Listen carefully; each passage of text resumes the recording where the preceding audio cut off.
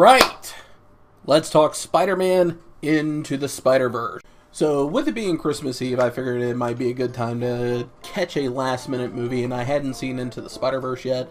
So I was like, alright, let me get a showing of this in before I have to go do Christmas shenanigans tonight and everything. And when I went to a Regal Cinema because everything else was just kind of completely booked, and I can see why. This movie was absolutely phenomenal, but every time I go to a Regal Cinema, I am once again reminded why I hate going there. Screaming kids, no reserved seating, and I actually lucked out. I was like, okay, there's not a lot of people in this theater, so I sit in one of the rows, and I essentially have the entire row to myself.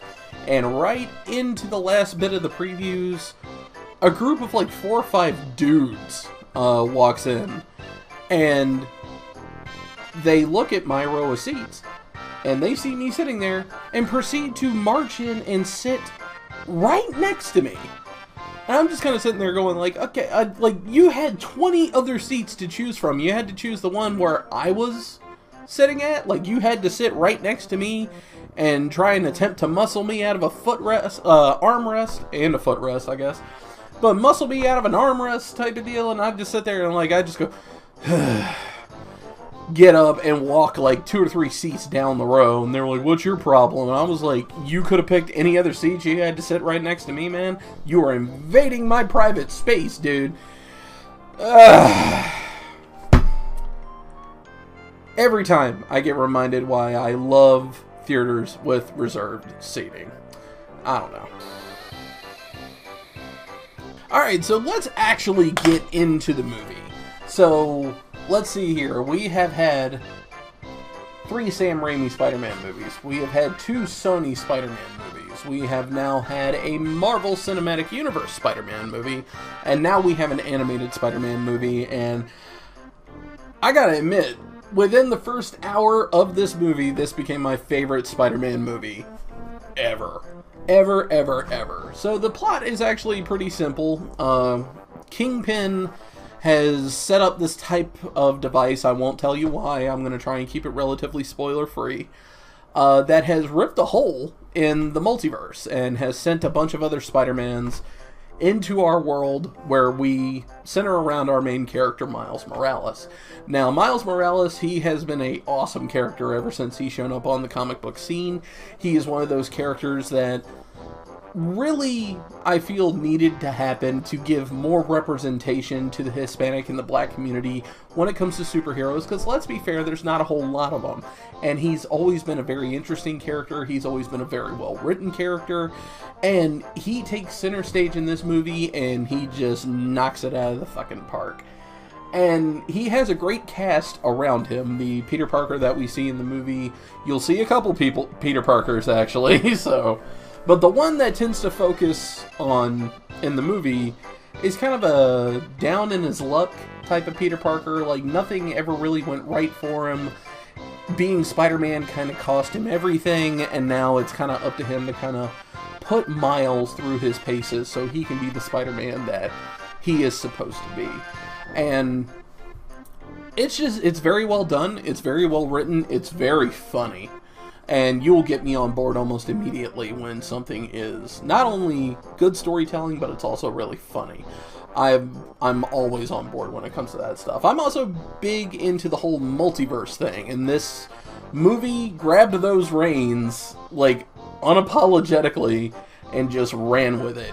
And that winds up being kind of a good thing, because if you start playing in multiverse type deal storylines, you don't really have to follow canon all that much, because multiverse is always a big what if.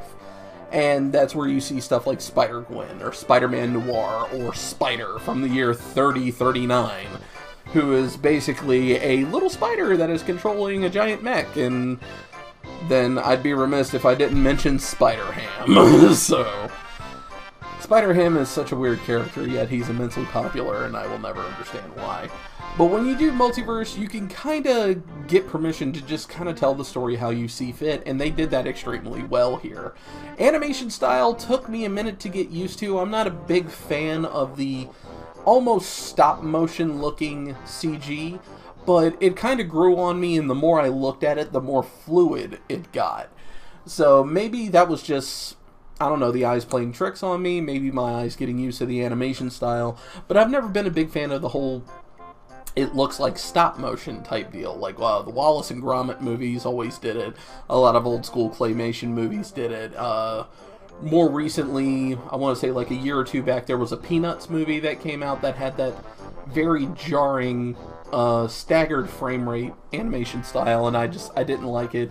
It gave me a headache. If you are sensitive to light and prone to seizures, I will definitely say this, be wary when seeing this movie, because it is very in your face. It is very loud and flashy and colorful, and if you're prone to epileptic fits, I'd think twice before seeing this movie, because that stuff is there, and it's there in abundance. Now, with that being said, it all fits perfectly, because it's the flashing and the bright colors that are kind of like mercilessly popping out at you is supposed to show you a product of how the, I guess, dimensions or alternate Earths and everything, they're kind of becoming unstable, and they're starting to go nuts. And you actually start seeing it in some of the characters that are not from our world happening to them as well. They actually even explain it into the movie of like, oh, he's not where he's supposed to be, so his cells are actually breaking down, and it'll eventually kill him if he's here too long. And I was like, okay, cool, they found a way to work that in, and that worked out really, really well. The animation style will take a little bit to get used to. Miles looks fine, Jefferson Davis looks fine, Peter Parker, Gwen Stacy, they all look fine, until you get to Kingpin. Kingpin looks like a boulder with legs and arms. No neck. Like, almost like this very dark and gritty Uncle Fester looking dude. It's very weird, it's very jarring, and you just kind of sit there and go, there's no way, even in animation style, physics-wise, this guy should be able to move. But they make it work. I mean, they've always depicted Kingpin as kind of this mountain of a man type of deal, but I really feel like they kind of went insanely overboard with that. But I have to admit, and I've already said this once before, but it bears repeating, this is officially my favorite Spider-Man movie ever. And I can't wait for it to come out on home release so I can have a copy for myself to watch it whenever I want. If I wasn't in the middle of saving up for this Mortal Kombat 11 trip, I would happily go see the movie again. I only went today because I had a free movie pass, so I was like, okay, let me get this thing in before the end of the year. But yeah, I can't say enough good things about it. If you haven't seen Spider-Man Into the Spider-Verse, go see it. Go see it now before it leaves theaters, because not only does it have Aquaman to contend with now, but it also has Bumblebee to contend with as well. So go see it before it leaves theaters. It's definitely worth it. It's absolutely phenomenal, and I can't say enough good things about it. But thank you everyone for watching. I appreciate the support. As always, if you liked Spider-Man Into the Spider-Verse, let me know what you liked about it down in the comments down below. And if you like what you watch, please hit that subscribe button and tap the bell icon. That way you always know when I have more content for you to watch. Thank you again for watching, and I'll see you guys in the next one.